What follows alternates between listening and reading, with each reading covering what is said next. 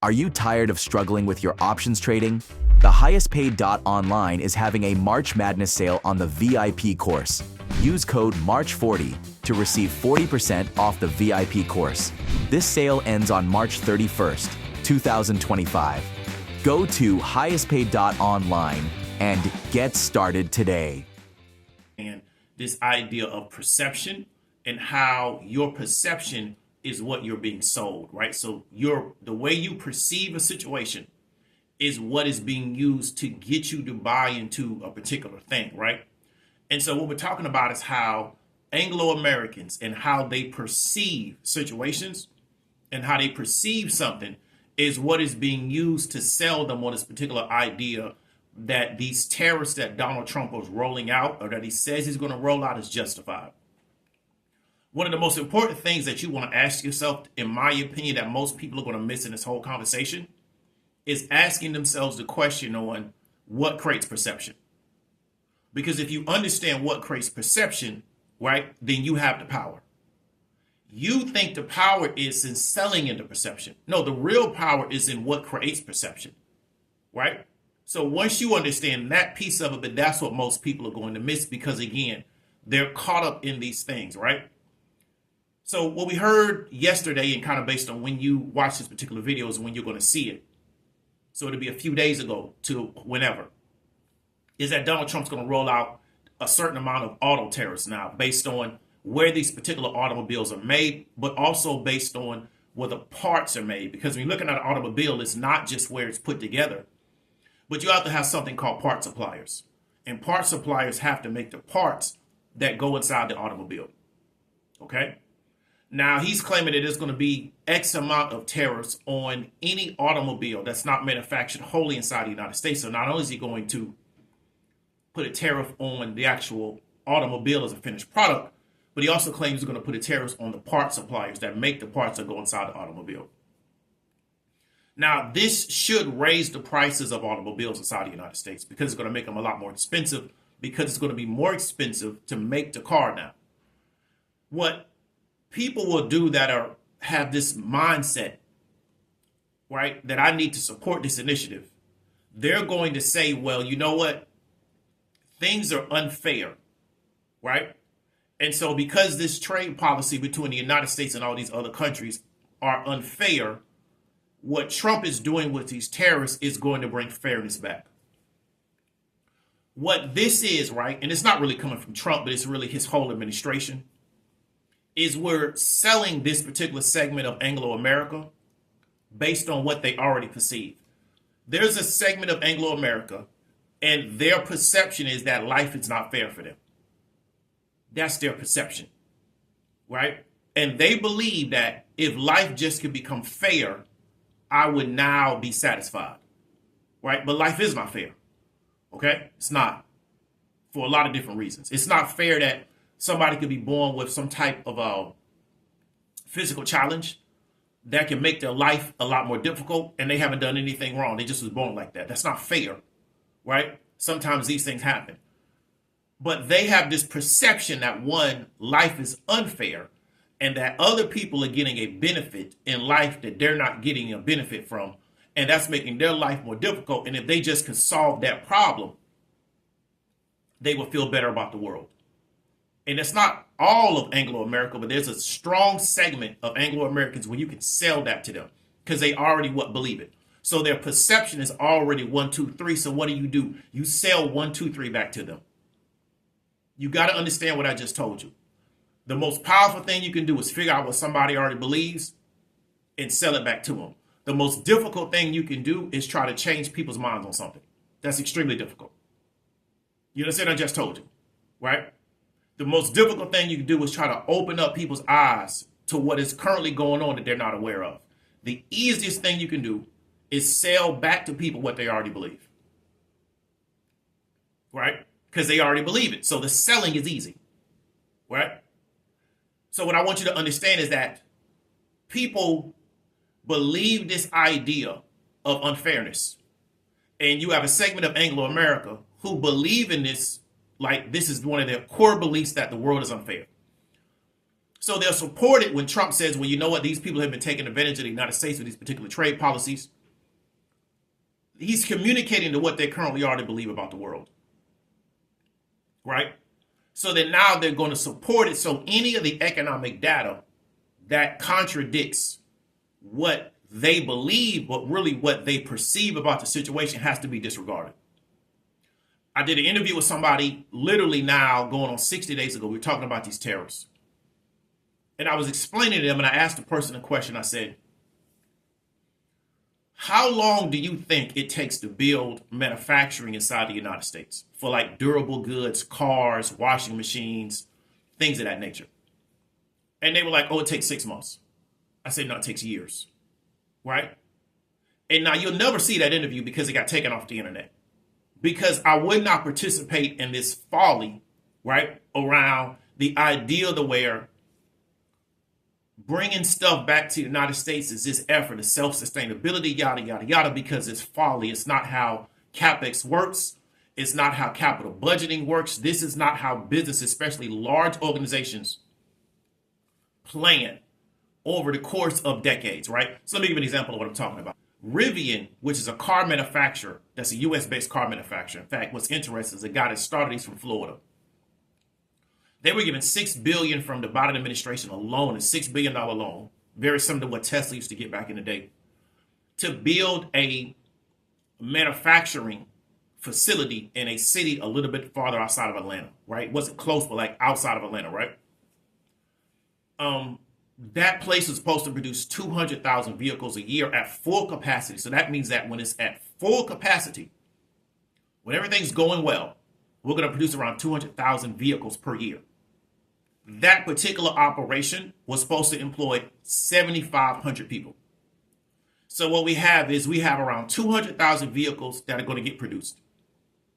We have around 7,500 people that are going to be employed. That's not small, but that's also not, like a whole city. That's 7,500 people that are going to be employed in that.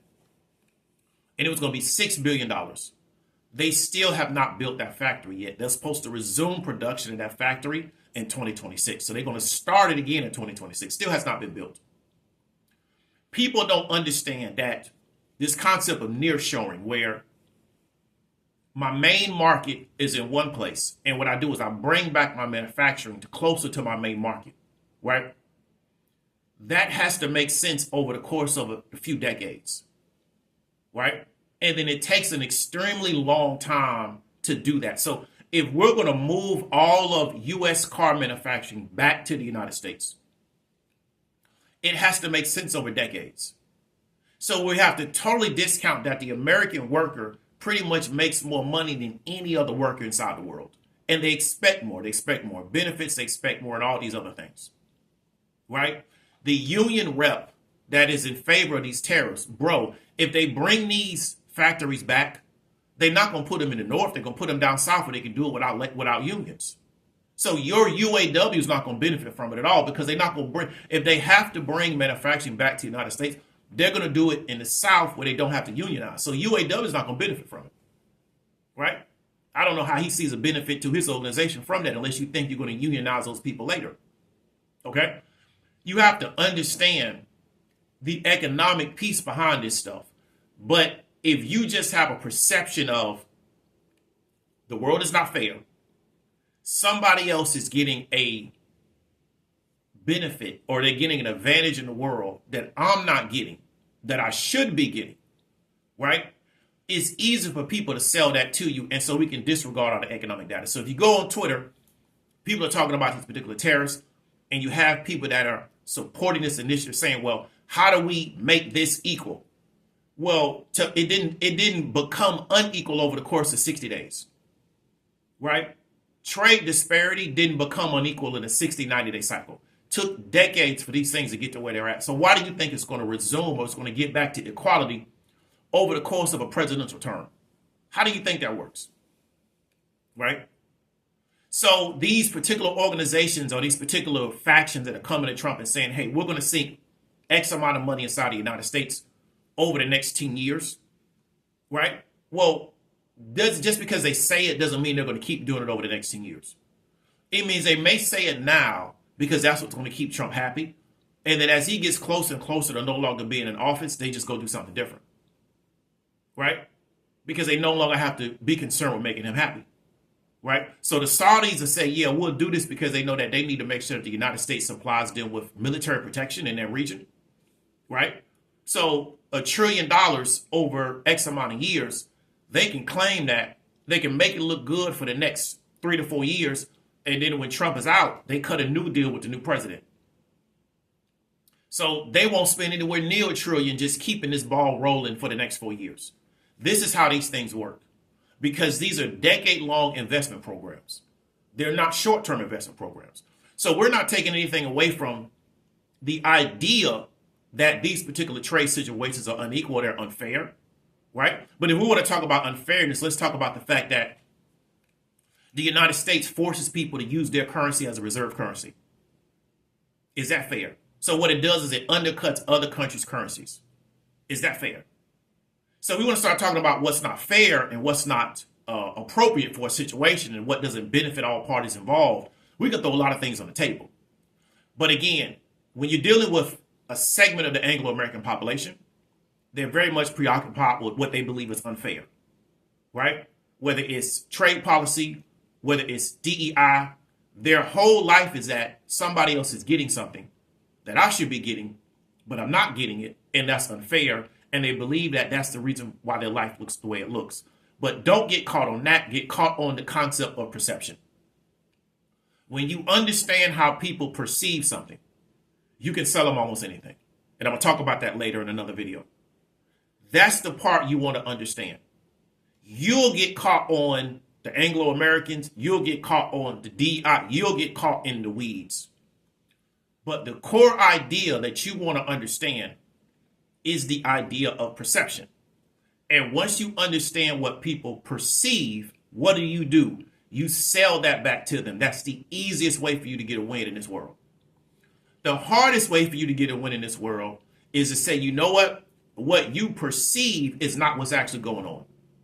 So if a person perceives that these tariffs are going to, I don't know, make me feel like America now is getting a fair deal, and now I feel better about the world, and you try to give them economic data to show them that these tariffs really are going to raise the cost of a car between $5,000 to maybe $15,000 more per car, right? They're going to make the new car market more expensive, which means that's not going to make the used car market way more expensive, right? It's going to be very, very difficult for these particular car manufacturers to nearshore back into the United States. We have economic data to support that. We can show you that the American worker wants more money than any other worker in any other part of the world, right? We can show you that the United States and Canada and Mexico are a trade region. We're different countries from a geographical standpoint. We have different borders, but from a trade standpoint, we're part of the same trade region, right? Where we can have main manufacturing inside the United States. We can pull supplies from Canada. We can pull supplies from Mexico. They get brought into the United States. Something gets fully assembled here, right? And then we can either sell it here, sell it back to Mexico, sell it back to Canada, but also sell it to different parts of the world, right? So we form a trade region.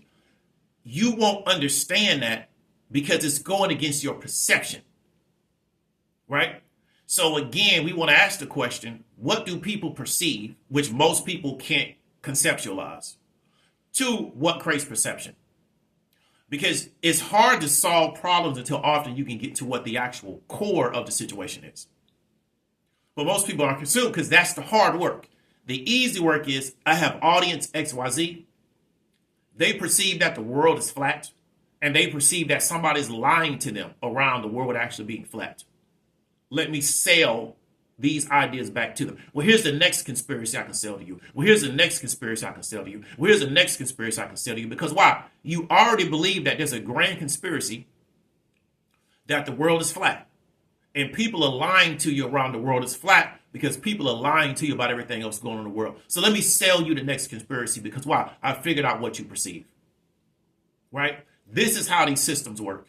So what I want to really encourage you is not to get caught up in it, because even though it may make it easy for you to come up with an explanation, your explanation on around the world can be incorrect, right? David W. Williams, the retail trader, talk to you later.